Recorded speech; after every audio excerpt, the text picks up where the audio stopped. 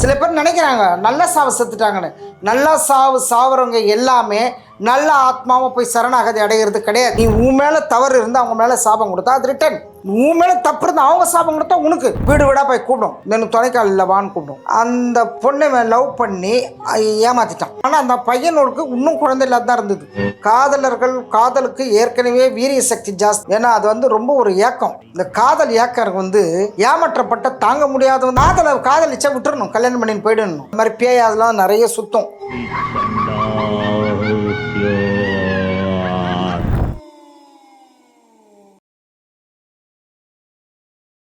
SV ஆன்மீகம் நேயர்களுக்கு வணக்கம். இந்த நேர்காணல்ல நம்ம கூட ஆன்மீக வைத்தியர் மற்றும் ஆன்மீக ஆராய்ச்சியாளர் ஓம் சக்தி காந்திமதி மேம் இருக்காங்க. வணக்கம் மேம். வணக்கம். எப்படி இருக்கீங்க? நல்லா இருக்கிறோம்மா. ரொம்ப நாள் கழிச்சு உங்களை மீட் பண்றேன், ரொம்ப சந்தோஷமா இருக்கு. இன்னைக்கு ஒரு சுவாரஸ்யமான டாபிக், ஆனால் உங்களுக்கு ரொம்பவே பிடிச்ச டாபிக் பற்றி தான் பேச போறோம். கெஸ் பண்ணிட்டீங்கன்னு நினைக்கிறேன். என்ன பார்த்தாலே அதான் கேட்பீங்க. பேய் இருக்கிறது உண்மைதான், இதுல என்ன டவுட் உங்களுக்கு? எப்படி மேம் சொல்றீங்க? நானே ஓட்டி இருக்கிறேனே, உங்களுக்கு ஏற்கனவே ஒரு சேனல்ல சொல்லியிருக்கிறேன். ஆமா, பேய் இருக்கிறது உண்மை. ஆக்சுவலா நிறைய பேர் சொல்றாங்க இந்த பேய்னா என்ன, பிரேதாத்மானா என்ன, அதனோட ஆக்டிவிட்டிஸ்ல வேற மாதிரி இருக்கும், டார்ச்சர் கொடுக்கும். இந்த பிரேதாத்மா அப்படின்றது என்னன்னு சொல்லுங்க. இப்ப பேய் என்ன தொல்லை கொடுக்கும், பிரேதாத்மா என்ன? சபாஷ், நல்ல கேள்வி கேட்டுங்க. பேய் பிடிச்சிக்கும் ஒருத்தர், சில பேரை பிடிச்சி நான் ஆடனா எங்கே ஏதுன்னா சில விஷயம் சொல்லும். அதை ஆத்மா சாந்தி பண்ணலாம். அதே நேரத்தில் நல்ல செத்தவங்களை கூட ஆவியாக பிடிக்கிறாங்க. உண்மையை கர்மவினை பற்றி சொல்லியிருக்கிறவங்களே இருக்கணும். அதுக்கு தான் சொல்கிறாங்க ஜென்ம பாவ கர்ம தோஷம். இது ஜென்ம பாவ கர்ம தோஷத்தில் இந்த மாதிரி சில பேர் இறந்துருந்தா சில பேர் ஆவியாக பிடிச்சிருப்பாங்க. அதை நம்ம சில பேர் சாமியாவை நிற்கிறவங்க, அது ரூட்டு வேற. ஆனால் இந்த பிரேத ஆத்மா குடும்பத்துக்குள்ளவே நிறைய தொல்லைகளை கொடுக்கும், போய் இழுக்கும். அப்புறம் ரோட்டில் போகிறவங்க வரவங்க கூட சம்மந்தம் இல்லாதவங்கள போய் கூட தொல்லை கொடுக்கும். யாராவது பிடிச்சவங்களா இருந்தால் அவங்கள போய் பொய் கூட பேசும். போய் அவன் செய்யாத குற்றத்தை கூட செஞ்ச மாதிரியெல்லாம் பேசும். பிரேதாத்மான்றது மிக மோசம். அதுக்கு தீர்வு காணணும்னா ஒருத்தர் இந்த துரோகம், குரு துரோகம்லாம் பண்ணுவாங்க பாருங்க. குரு கிட்ட கற்றுக்கிட்டு குரு துரோகம், நம்பிக்கை துரோகம், மோசடி, இதெல்லாம் பிரேதாத்மா செக்ஷனில் போயிடும். இது என்ன ஆகும்னா பூமியிலையும் சேர்த்துக்க மாட்டாங்க, அப்படியே சுத்தம். அதுக்கு இந்த அன்ன ஆகாரம் கூட ஏற்றுக்காது. அதுதான் பிரேதாத்மா. இப்போ செத்தாவிக்கு நமக்கு வைக்கிறோம் இல்லையா சாப்பாடெல்லாம், அதாவது அந்த சுவாசத்தை சுவாசிக்கும்.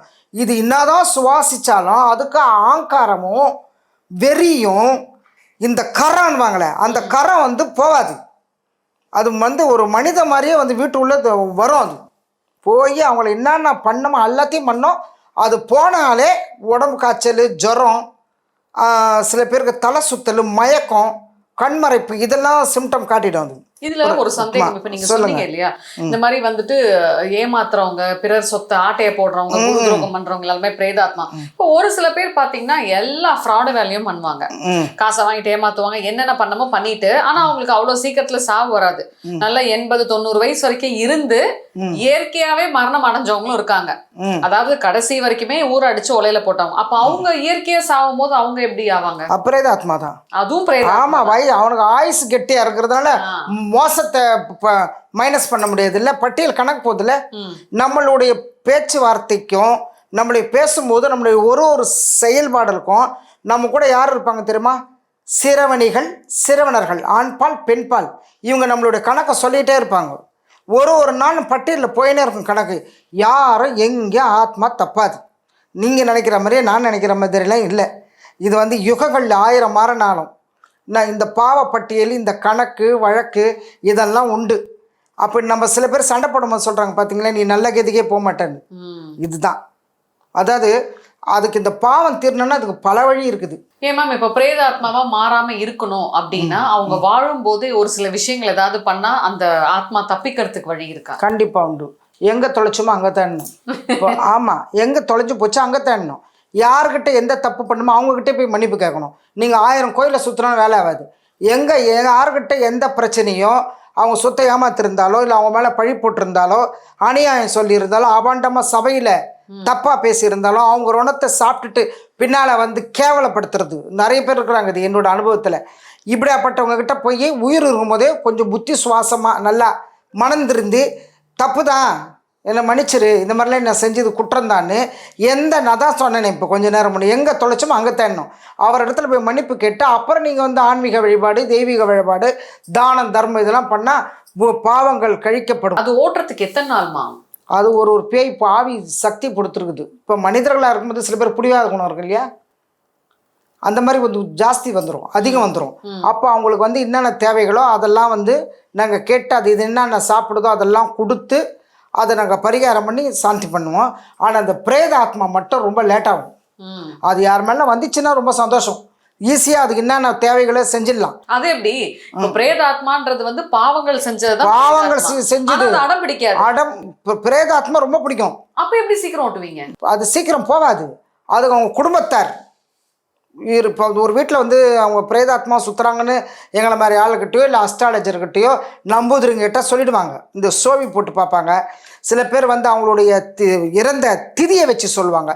இதெல்லாம் பார்த்துட்டு அதுக்குள்ளே எந்த திதியில் இறந்தாங்கன்றதை பார்த்து அவங்க குடும்பத்தாரை கூப்பிட்டு இதுக்கு வந்து இந்த ராமேஸ்வரத்தில் அதுக்கு ஒரு பரிகாரம் உண்டு. இது ஒரு நேரம் பண்ணிட்டா பார்த்தாது, இதுக்கு நிறைய வழிமுறை இருக்குது. அப்படி பண்ணாதான் அந்த பிரேத ஆத்மா நல்ல ஆத்மா மாதிரி அவங்க குடும்பத்துக்கு நல்லது செய்யும். சில பேர் வந்து சொல்கிறாங்க இப்போ பிரேதாத்மா வந்து சீக்கிரம் போவோமா போவாதான்ற குழப்பத்துக்கெல்லாம் இந்த பத்ரகாளி அம்மன், சுடலமாடசாமி இவங்களுடைய பூஜைகள் அவசியம் தேவை எங்களை பொறுத்தவரையும். இல்லைன்னா சிவனை பிடிச்சிட வேண்டியது தான். நீங்க ஒரு ஸ்டேட்மெண்ட் சொன்னீங்க, அதாவது நோய்வாய்ப்பட்டு கொடிய நோய் ஹார்ட் அட்டாக்லாம் போறது கூட வந்து இந்த மாதிரி துர்மரணம் பிரேதாத்மான்னு சொல்றீங்களா? அது எப்படிமா சொல்ல முடியும்? ஹார்ட் அட்டாக்ல இறந்துட்டா மட்டும் அவங்க பிரேதாத்மா இருக்க மாட்டாங்கன்றதெல்லாம் சொல்ல முடியாது. நல்ல மரணம் அடைஞ்சவங்க கூட சில பேர் பிரேதாத்மா இருந்தாங்கன்னா மோசடி நிறைய பேருடைய சாபத்தை வாங்குறது, மனசை புண்படுத்துறது. சில பேர் நினைக்கிறாங்க நல்ல சாவு செத்துட்டாங்கன்னு. நல்ல சாவுறவங்க எல்லாமே நல்ல ஆத்மாவை போய் சரணாகதி அடைகிறது கிடையாது. இது வந்து ஒரு ரூட்டில் போயிடும், சாபம்வாங்க. இப்போ உங்கள் வயிறு எரிஞ்சு என்ன நிறைய சொல்லிட்டீங்கன்னு வச்சிங்களேன், நான் நல்ல ஆத்மா வந்தால் நீங்கள் பண்ணுற இந்த வயிற்றுச்சலான ஒரு சாபம் என்னை பழிக்காது, அது ரிட்டர்ன் உங்களுக்கே வந்துடும். நான் வந்து இந்த கொடும்பாவியாக இருந்தால் உங்கள் சாபத்தில் நான் வாங்கி போனோம்ல. இது என்ன ஒன்றா வயிறு எரிஞ்சு சொல்கிறதெல்லாம் வந்து ஒரு கருங்கொண்ட பிரேதாத்மா மாறிடும். ஒரு தெருவில் 4 பேரை பகைச்சிக்கிறதோ, குடும்பத்தாரை பகைச்சி சில பேர் சாபத்தை வாங்குறது, அந்நியர் சாபத்தை வாங்குறது, சுமங்கலி சாபன்றது பெரிய விஷயம். கர்ப்பிணி சாபம். கர்ப்பிணினா அதான் சொல்கிறேன், நல்லவங்களா இருந்து நம்ம அவங்கக்கிட்ட நம்ம வார்த்தையை விடக்கூடாது. புரியுது. அவங்க நீ உன் மேலே தவறு இருந்தால் அவங்க மேலே சாபம் கொடுத்தா அது ரிட்டர்ன், உன் மேலே தப்பு இருந்தால் அவங்க சாபம் கொடுத்தா உனக்கு. அந்த மாதிரி வந்து சாபங்கள் வந்து அதான் சொல்கிறேன், ஏற்கனவே எந்த ஒரு யூடியூப் சேனல்லே சொல்லியிருக்கிறேன், கோபமே சாபமாயிடான்னு. ஏன் மேடம் இப்போ சாவக்கூடிய அனைத்து ஆத்மாக்களும் பிரேதாத்மாவா மாறும்? அனைத்து ஆத்மாக்களும் பிரேதாத்மா மாறும் நான் என்றைக்குமே சொல்லலை. நீங்கள் கேட்ட கேள்விக்கு தான் பதில் சொல்லியிருக்கிறேன். சில பேர் வந்து பாயும் படிக்க இறந்துருக்கிறாங்க, சாமியாக இருந்திருக்கிறாங்க, குடும்ப தெய்வம் மறந்து எவ்வளோ பேர் இருந்து காப்பாற்றுறாங்க. 1-2 தான் இந்த மாதிரி குடும்பத்தை தொல்லை கொடுக்குறது. வீடு வீடாக போய் கூப்பிடும், எனக்கு துணைக்கால் இல்லை வான்னு கூப்பிடும். பிரேதாத்மாவும் கூப்பிடும், ஆவியும் கூப்பிடும். இன்னொன்று பிரேதாத்மாவுக்கு கரம் 100 மடங்கோட பலம் வந்துடும், அது வீரியம் வந்துடும். இப்போ எந்தெந்த ஆத்மாலாம் இறந்துச்சுன்னா வீட்டில் சாமியா இருந்து வழி நடத்தும் மேடம்? அதாவது அவங்களுடைய கர்ம பலன் ஒன்று இருக்குது இல்லையா, கர்ம பலன். அவங்க வந்து நல்ல கர்மா பண்ணி ஏதோ அவங்க விதி முடிஞ்சு ஓரளவு புண்ணியம் பண்ணி இருந்திருந்தாங்கன்னா அவங்களாம் கொஞ்சம் நல்லா தெய்வமாக இருப்பாங்க. அவங்களே சில பேர் மேலே வந்து சொல்லுவாங்க, அவங்க மறுபிறவி எடுக்கிற வரையும் தான், மறுபிறவி எடுத்துட்டா கிடையாது வந்து சொல்லுவாங்க. இந்த மாதிரி வந்து இந்த மாதிரி நடக்க போகுது குடும்பத்தில், அதாவது நாளை என்ன நடக்கிறது இன்றைக்கி சொல்லணும், நடந்ததை சொல்கிற கதை சொல்கிறதுல நான் ஒத்துக்க மாட்டேன். நாளைக்கு இந்த மாதிரி இந்த வீட்டை தீப்பற்ற போகுது உஷாராக இருங்கன்னு வந்து நல்ல ஒரு ஆத்மா பேசும், வழிகாட்டியாக பேசும். ஏற்கனவே ஒரு சேனலில் நான் இதை பற்றி நிறைய விளக்கம் கொடுத்துருக்குறேன். 1-2 வந்து சில பேர் சொல்கிறாங்க, ரொம்ப நடந்த கதையை சொல்கிறத நான் நம்ப மாட்டேங்க. நாளைய நடக்கிறது சொல்கிற சக்தி உள்ள ஆத்மாலாம் நிறைய இருக்குது. அதெல்லாம் சிலது வந்து இறைவனோட ஆசீர்வாதம் பெற்ற ஆத்மாலாம் இருக்குது. அதெல்லாம் கொஞ்சம் சாமியாக கொஞ்சம் வருஷம் இருக்கும், அது இறைவனே வழிவிடுவார் அதுக்கு. ஓகே. இப்போ இந்த மாதிரி விஷயங்கள்லாம் ஓட்டுறதுக்கு நீங்கள் என்னென்ன முறை எடுப்பீங்க? அது எத்தனை நாள் ஆகும்? அதாவது ஒரு ஆத்மா சக்தி பொறுத்து இருக்குதுங்க. ஒன்று வந்து அதுக்கு ஒரு கிரகம் காலகிரகம் வரும். இப்போ எங்ககிட்ட வராங்க, ஒருவேளை எங்களுக்கு நல்ல நேரமோ இல்லை அவங்களுக்கு நல்ல நேரம்ன்றது இறைவனுக்கு தான் வெளிச்சு. ஆனால் நல்லாயிடுவாங்க, ஒரு மண்டலம் ஆகிடலாம். சில பேருக்கு 90 நாள் வரும், சில பேருக்கு 15-20 நாள்லேயே போயிடும். சில பேர் 6 மாதம் வரையும் நான் இருக்கிறேன், எனக்கு ஆத்மா சாந்தி வேணும்லாம் கேட்பாங்க. அது மாதிரி அவங்கவுங்க காலகிரகம், அதுக்கும் காலகிரகம் தான் உண்டு. இருந்தாலும் இறைபலம் ஜாஸ்தி இல்லையா, அதை வச்சு நாங்கள் கிளியர் பண்ணி அனுப்பியிருக்கிறோம். ஒருத்தருக்கு ஒரு மாதிரி இருக்கும். எல்லாமே நாங்கள் ஒன்றும் முற்றும் திறந்த முனிவர் கிடையாது, என்ன சொல்லியிருக்கிறேன். நாங்கள் ஆன்மீக வைத்தியர் தான். பேய் பிடிக்கிறது வந்து ஓட்டுறேன் அப்படின்னு சொல்லி நிறைய பேர் இப்ப தெருவுக்கு கிளம்புறாங்க. எப்படி சாமி ஆடுறாங்களோ அதே மாதிரி பேய் பிடிக்கிறது ஓட்டுறேன்றாங்க. நீங்க வந்து வம்சா வழியா வந்து சுடலமாட சாமியை கும்பிடுறீங்க, பத்ரகாளி அவங்கள கும்பிடுறீங்க. நிறைய இந்த பேய் ஓட்டுறதுல ஃபேமஸ். உங்களோட பிரதர் வந்து தகடு எழுதுறாரு, அவரு ரொம்ப பேர் போனவர். ஆமா, இந்த பேய் ஓட்டுறேன்னு சொல்லி இந்த தகடெல்லாம் எழுதி கொடுக்குறாங்கல்ல, அது பவர்ஃபுல்லான தகடு எங்க கிடைக்கும், என்ன மாதிரி விஷயங்கள் எழுதுனா அது நமக்கு சேஃபா இருக்கும்? அதாவது எல்லாரும் தகடு எழுத முடியாது, எல்லார் தகடுக்கும் பவர் இருக்குன்னு சொல்ல முடியாது. எங்கள் அண்ணன் எழுதுறாருன்னா நான் எப்படி பாரம்பரியமாக சொல்கிறேனோ என்னுடைய கிளைண்ட்ஸ் ஃபுல்லாக அவர் தான் எழுதுவார்.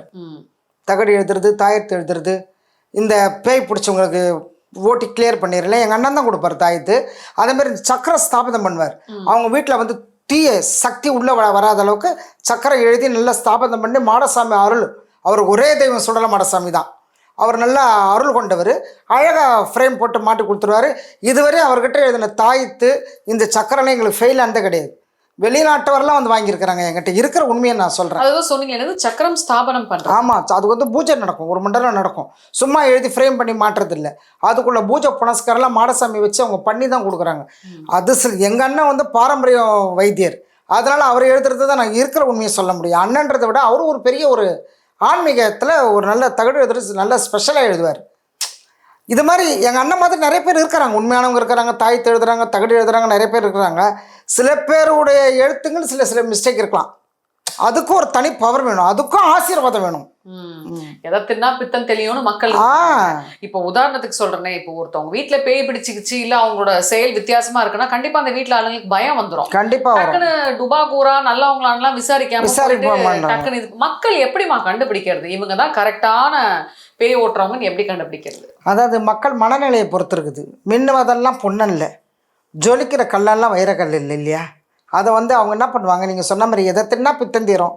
அதனால யார்கிட்ட பொண்ணான்றதை இந்த மாதிரி பயத்தில் பயம் வருது இல்லையா, இதனால இது ஆகிடுமோ, இந்த பேய் இப்படி பண்ணிவிடுமோ, நம்ம குடும்பத்தில் அழிச்சிருமோ, இதனால நோய் வந்துருச்சே, சாதாரண ஜுரம் வந்தால் கூட அவங்களுக்கு இந்த நம்பிக்கை தான் வந்துடும். ஓ பேய் அன்றைக்கி வந்துருச்சே, அதனால் ஒரு கதவை தட்டுச்சே, இப்படி கெட்ட கனவு வந்தது, இப்படி அப்படியானு யாரோ ஒரு சொல்லி எங்கன்னா போய் டுபாகர்கிட்ட மாட்டிக்க வேண்டியது தான். ஒரு சிலர் டுபாகரை தான் சொல்கிறேன், எல்லாரையும் சொல்ல. எவ்வளோ பேர் வல்லவராக இருக்காங்க, அது வல்லுநர் இருக்கிறாங்க இதில். இப்போ என்ன மாதிரி எங்கள் அண்ணன் மாதிரி என்ன வர சீனியரில் இருக்கிறாங்க, நிறைய பேர் இருக்கிறாங்க, அவங்களால நான் குறை சொல்ல முடியாது. நானும் வந்து இதில் வந்து எங்களுக்கு நீங்கள் சொன்ன மாதிரி எங்களுக்கு இயற்கையாக பரம்பரையாக பாரம்பரியமாக வர்றதுனால எங்களுக்கு இயற்கை சுயம்புன்னுவாங்க இல்லையா, சிலை எப்படி சுயம்போ அந்த மாதிரி எங்களுக்கு பரம்பரையாக எந்த காலத்து பரம்பரையிலேருந்து எங்களுக்கு வந்துட்டு இருக்குது. அந்த மாதிரி நிறைய பேர் பரம்பரை உள்ள சாமியார்கள் நிறைய இருக்கிறாங்க. நீங்கள் சொன்ன மாதிரி 1-2 டுபாக்கூரை வச்சு போய் ஏமாந்தா அதுக்கு நம்ம மக்களுடைய மனநிலையை பொறுத்து இருக்குது. ரொம்ப அருமையாக சொன்னீங்க. இன்னொரு ஒரு முக்கியமான கேள்வி மேம், இப்போ லவ் பண்ணிட்டு இருக்காங்களே, லவ் பண்ணி சேர முடியாத காரணத்தினாலேயோ இல்லை ஏமாத்துறதுனாலயோ வந்து சூசைட் பண்ணிப்பாங்க, ஆணோ பெண்ணோ. ஸோ சூசைட் பண்ணிக்கிட்டா யார் பண்ணிக்கிட்டாங்களோ அதுக்கு ஆப்போசிட்ல இருக்கக்கூடிய நபருக்கு ஆபத்து வருமா? கண்டிப்பாக வந்துருக்குது, நான் அதை ஓட்டியிருக்கிறேன்.